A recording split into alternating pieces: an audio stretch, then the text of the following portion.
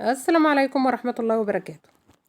عشق الفنانة مديحة يسري للفن بدأ من قصة حب ابن الجيران لارتباط النجوم بعالم الفن. حكايات كشفوا تفاصيلها بأنفسهم، ده بعد وصولهم للنجومية، واستعاد كل منهم الأسباب التي دعته لعشق هذا المجال والرغبة في دخوله. ومنهم الفنانة الكبيرة مديحة يسري اللي كان من ضمن زيجاتها المطرب والفنان الكبير محمد فوزي.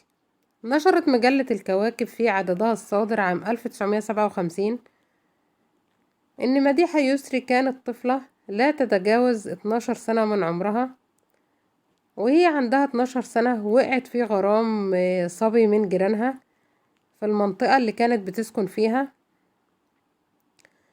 ابن الجيران ده اشتهر بإجادة التمثيل، وكان بيرأس جمعية للهواة، وكان بيقوم بدور البطل، وكان هو اللي بيخرج الروايات اللي بتقدمها الجمعية. ففكرت مديحة يسري في طريقة عشان تتعرف بها على حبيبها ده الممثل. فتعمل ايه؟ فكرت فذهبت على مقر الجمعية التي يرأسها، وأعربت عن رغبتها في الاشتراك بالجمعية، كل ده عشان تشوف حبيبها. وقالت ان هي عايزة تقوم ببعض الأدوار في المسرحيات اللي الجمعية بتقدمها. تحقق للطفلة ما تريده، وبالفعل اشتركت في الفرقة. أعلنت الجمعية عن اسم مديحة يسري ضمن الممثلين المشاركين في المسرحية اللي بتقدمها الفرقة في حفل عام.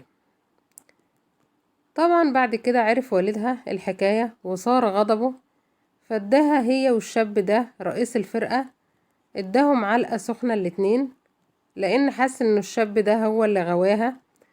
ولكن من يومها أحبت الطفلة التي أصبحت مديحة يسري، أحبت الفن والتمثيل، ولكنها نسيت حب الشاب رئيس الفرقة. وطبعا بعد ما كبرت اتجهت للفن، وأصبح الفن هو عشقها وكل حياتها. وظلت مديحة يسري في الفن تقدم الأفلام والمسرحيات والمسلسلات الإذاعية والسهرات إلى أن توفاها الله. رحم الله الفنانة القديرة مديحة يسري.